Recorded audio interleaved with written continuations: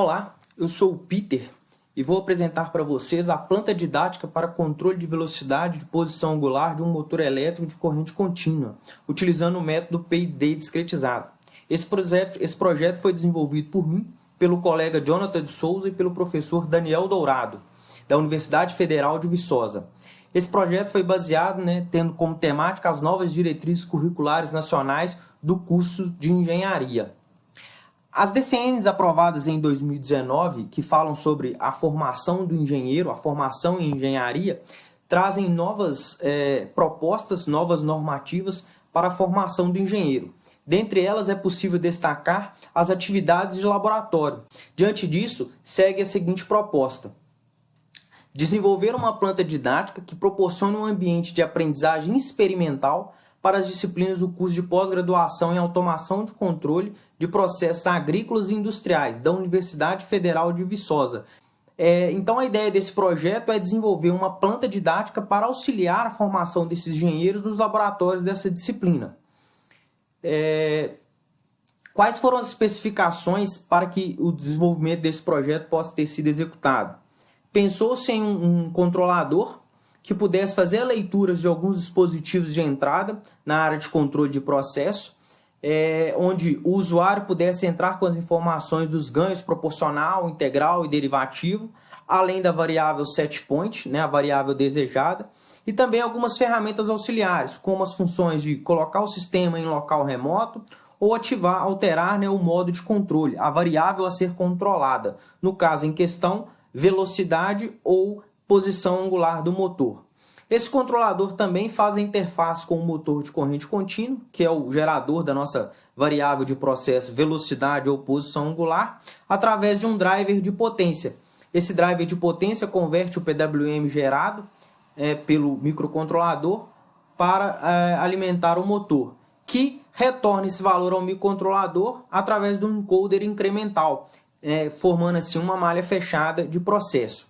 Também é possível perceber a integração do meu microcontrolador com o sistema supervisório SCADA, que monitora e controla algumas variáveis, e também através de um display LCD, ferramenta extremamente importante para ilustrar, para apresentar as informações ao usuário do equipamento.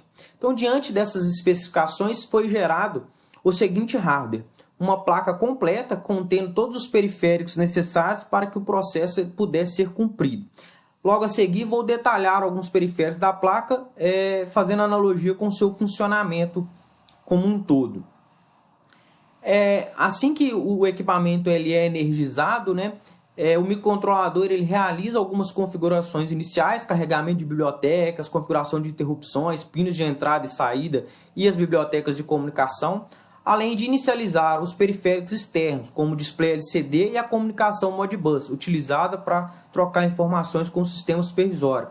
A placa possui um display LCD de 20x4, que é capaz de apresentar todas as informações pertinentes ao processo. Logo em seguida, o sistema ele verifica duas chaves retentivas, uma chave que altera a variável controlada, sendo elas posição ou velocidade, e uma chave para controlar o modo de controle, sendo o modo de controle local, onde todas as informações são passadas via hardware, ou o modo remoto, onde as informações elas provêm do sistema supervisório. Escolhido o sistema e o modo de atuar, no modo local, as variáveis setPoint, ganho proporcional, integral e derivativo, elas são ajustadas pela placa, através desses encoders digitais, onde todas as informações podem ser passadas ao microcontrolador de maneira local. Caso o modo remoto tenha sido escolhido, essas variáveis elas são atualizadas através do sistema supervisório, que será apresentado em breve. Uma vez atualizadas essas informações, todas elas podem ser vistas através do display e do sistema supervisório. Aqui eu apresento 4 condições diferentes que o display pode apresentar os valores, sendo que setPoint, KP, KI, IKD e PV estão todas zerados. Mas aqui abaixo nós podemos ver as variáveis de processo, posição ou velocidade, e o modo que está atuando, no modo remoto ou no modo local. Após ter configurado o equipamento com as variáveis de processo e com os ganhos proporcional, integral e derivativo, basta pressionar um botão de Start ou um botão de reset para desligar o processo, né, mas o botão de start para iniciar a lei de controle. Então, o microcontrolador irá atuar com um algoritmo PID para fazer com que o controle da variável escolhida, velocidade ou posição angular, seja submetido. Paralelo a isso, o sistema supervisório ele também foi desenvolvido para poder fazer o controle de todo o sistema. Aqui é a tela inicial, onde eu tenho dois botões e ao pressionar o botão iniciar processo, é apresentada a seguinte tela. Repare que aqui destaque para o controle de velocidade, pois era a variável escolhida no momento.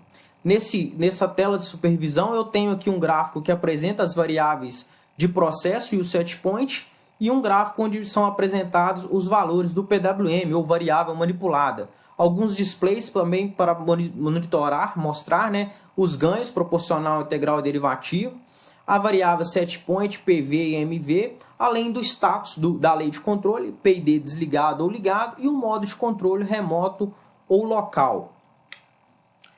Como resultado, né, para executar os testes desse sistema, dessa planta, foi implementada a seguinte tabela de testes.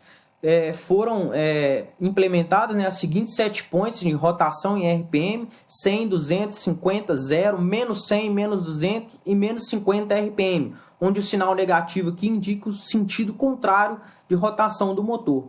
Então, pelo gráfico aqui é possível verificar em vermelho que o meu PV, a minha variável de processo, a velocidade, ela acompanha a escala cinza, que demonstra o setpoint do processo, com alguns pequenos overshoots. E em verde, a gente consegue ver o sinal do PWM gerado, a nossa variável manipulada. Percebe-se, né, que o motor ele foi capaz de acompanhar o sinal apresentado.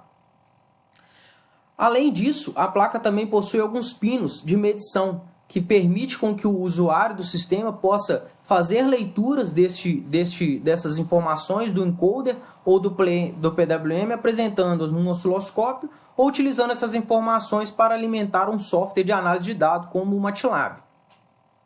Conclusão, né? Os resultados alcançados no teste da planta foram satisfatórios, comprovando a aplicabilidade do projeto em disciplinas relacionadas a controle de processo. Sendo assim, o projeto apresenta características adequadas e alinhadas à DCN 2019, do ponto de vista técnico, para compor infraestruturas laboratoriais de instituições de ensino superior que ofertam curso de graduação em engenharia.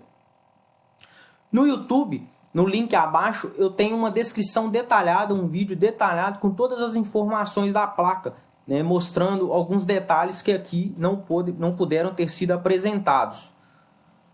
Muito obrigado a todos e um bom congresso.